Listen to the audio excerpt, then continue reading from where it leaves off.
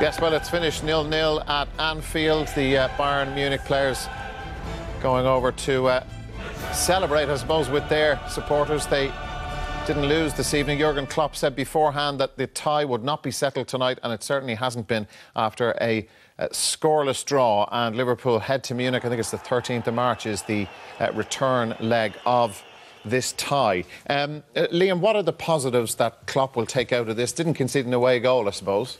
You just stole that from me, Dan. Yeah. I was just about to say that. Yeah, 0-0. 0-0. If they get a goal, you know, Bayern have to beat them. So that's one of the positives. There wasn't a lot else. In fact, Van Dijk will be back for the next leg. I think is a big advantage to them. I thought they were edgy tonight without him. I haven't seen the two full-backs play as badly as that. Normally, Robertson and Trent Alexander give you much more going forward down the flanks. They were giving the ball away needlessly. They looked a bit edgy. I have a feeling, you know, Van Dijk's absence affected more than the defence. I think it affected the whole mentality of the team. They didn't press. Early on in the second half, they made a couple of situations good by pressing, winning the ball, and I thought, oh, this is going to carry on for the rest of this half, but it didn't. It fizzled out. And Salah, I've never seen him have such a poor game.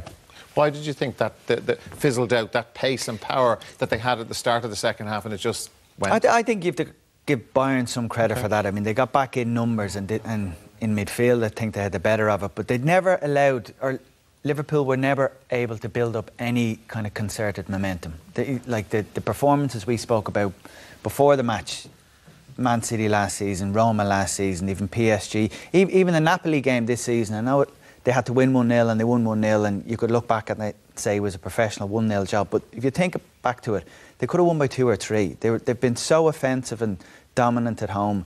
The crowd created a massive atmosphere. It didn't feel like that tonight. They just never got going, and I think Bayern deserves some credit. But as Liam said, there was individual performances there which we haven't seen in a while. Salah was very poor. Full-backs were poor. Decision making was poor. I don't think Henderson got the ball forward in attacking areas as much as he would have liked. Keita was sloppy in midfield as well. Wijnaldum was. Yeah, you're looking for standout players. You've seen them play so much better. Yeah. All of those players we've named, all of them. We've seen them play. And maybe there is a bit of edginess.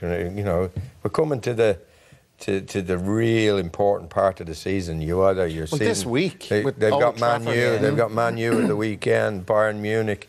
Got to go to Munich now. So questions are going to be asked of all the players. But I do think with Van Dijk coming back, that'll help them enormously. Yeah, because I suppose you see him, and we've referenced it here before, Kevin, that, you know, in terms of a vocal presence, like he just seems to bring out, as the lads have alluded to, he brings out something really positive in those around him, not just in the defence. Yeah, you know, it's not just his defence, it's not just his pace, he's like a quarterback for Liverpool. He's commanding on the ball, he starts attacks from, he drives out, as we were saying when we covered in the commentary, he drives out and he's the one who starts everything for him. I thought Fabinho was fine in there, but he's not Van Dijk. He doesn't have that same presence, that confidence to allow midfielders to push on because they realise they've got him behind them. He's going to cover any long ball over the top. He's got the pace, he's got the strength. So he is a big loss. In saying that, and as bad as Liverpool were, if Mane had taken his chance in the first half, a clear-cut chance, and Salah at the back stick in a header, you'd imagine he should hit the target, should score. They were wasteful in the first half. Yeah, they had some good opportunities. They certainly did, like a total of 16 scoring chances Liverpool created. Is this the best one? Well, this was 5 minutes from the end, Richie. Mane's opportunity. Neuer saved it.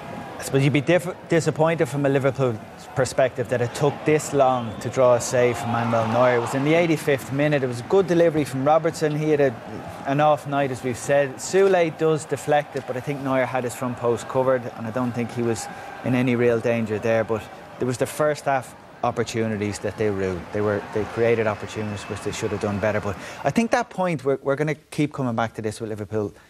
The calmness and composure that Van Dijk, for example, brings is a quality that this team needs to have from this point on. It's not just this Sunday at Old Trafford and the second leg away. Every single game now, the scrutiny on them, the pressure, the focus from all we keep hearing the anxiety of the fans and the weight. Ray said it tonight. Yeah, the weight of history. It's been so long since they've won the title. Everyone's now focusing on the consequences of what if they fall short. And assuming that actually if they fall short, it's down to they didn't deal with the stress or they bottled it. That's only one of the components. This is a difficult challenge they've taken on to either win the Premier League or the Champions League, but they will not be able to do it if they don't deal with the anxiety and the pressure and the stress and all the focus on them, which I don't think tonight they dealt with. Okay, and they're a team that's really never been there. They haven't that experience. Yeah, they haven't got. Let's say in the Premier League, they haven't got the experience that a lot of Man City players have. They wouldn't have had the experience of many of those Bayern players tonight, and there was an anxiousness about them this evening. Well, they'll feel for everything. There is a first time. We'll see in the coming weeks and months how that pans out. Let's look, Kevin, at when Liverpool were able to put Bayern under pressure with this pressing game. Yeah, you know, didn't really do it as well as I thought they would in the first half. We spoke about it with the lads, and we see this in the first 5 minutes. 3 times in the first 5 minutes of the second half, not up. Well, Klopp's had a good go at them at half-time, told them to get higher up, be more intense with their pressing, they're winning it back, and it's what you expect to see from Liverpool. I don't think an actual chance comes out of this, but it's, you know, it was what we expected. Numbers in the box, and they're winning the ball high up the pitch. 3 times in the first 5 minutes. You think it's going to last for the whole second half? I'm wondering, you know, Firmino had the virus. Is that after, you know, taking it out of his legs? You didn't see him after these few win-backs. This Manes are slow to get it out wide, but Robertson does well all the way up the pitch, and this summed up Salah on the night. You know, you just don't expect it from a player of his quality. You know, that summed up Liverpool's attacking. It's our final product. They were getting into good positions and could just never have that final ball or finish. Just before we finish, Liam, let's look at a selection of these first half chances mainly that Liverpool had to put this game and take a win with them. Well, Mane and Salah would be very disappointed that they didn't score. This was Salah. Couldn't really do much about that. Wouldn't give him too much blame on that, but he has a chance with a header on the far post. Firmino, I thought, was very good in the first half. This is the chance, as Kevin described at half-time. That was the one, Mane, clear-cut chance. A little bit more composure, had loads of time, you know. Here he is going for a spectacular overhead kick.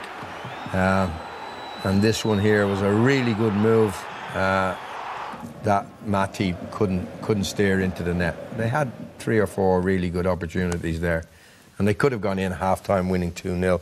And as Jordan Henderson said, a frustrating night for them.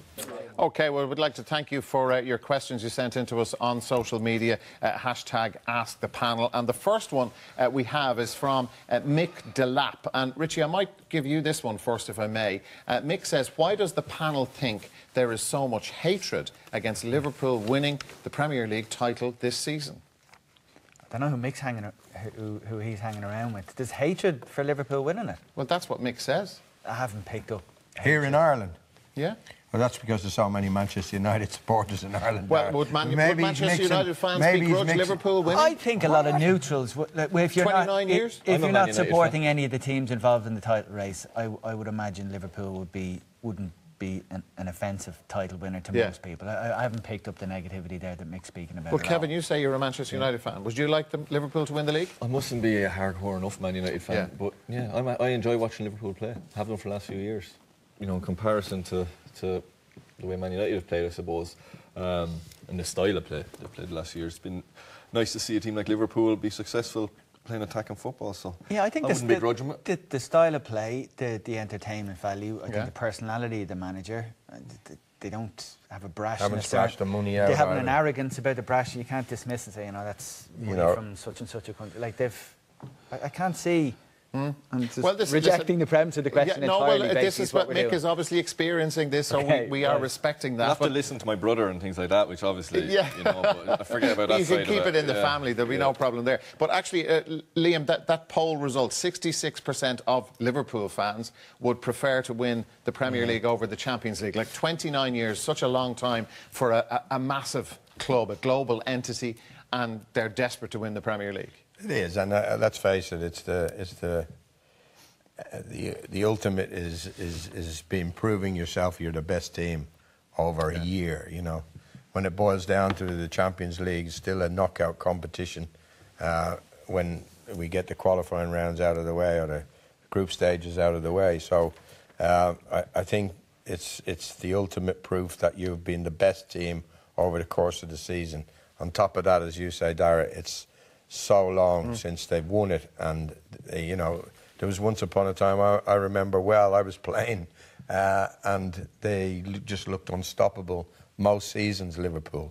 And for that to finish and to have to wait 29 years must be tremendously hurtful for Liverpool supporters. So I can see why the poll came out so heavily in favour of the Premier League. And I suppose with that long period of time, you can understand, I know we're watching a Champions League match this evening, but the anxiety with Liverpool fans that's around big matches. The anxiety, you felt it watching it, that last 20 minutes. That's where the manager, I suppose, is going to earn his money, and how he presents himself in press conferences, how he talks to the players, how he gets all his message across, you know, to try relax everyone. It's not going to be easy. Listen, if there's a few games to go and they're in touch and distance again, especially what happened a few years ago when Brendan Rodgers was a manager and was it 3 games to go and 5 points ahead. So they've experienced it been taken from them when they thought they had it. So you can understand the anxiety. It's just, how do you put that to one side? How do the players manage to put that to one side? How the manager manages the players to put that to one side? Well, you saw Klopp's reaction at the end of the match. He was on the pitch.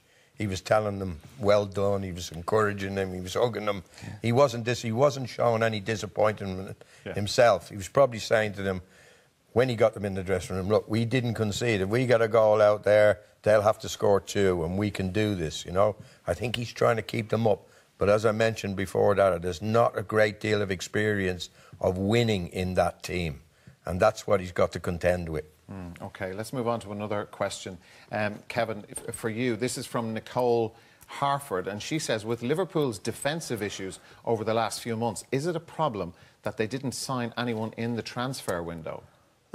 It's only a problem, you know, because Van Dijk is out. I don't think they've had defensive issues over the course of the season. I think they've conceded 50% less goals over the course of this season compared to last season. So I would say their defensive issues are fairly non-existent. Obviously, there's the odd time where they have an injury, like tonight. They probably don't have the cover.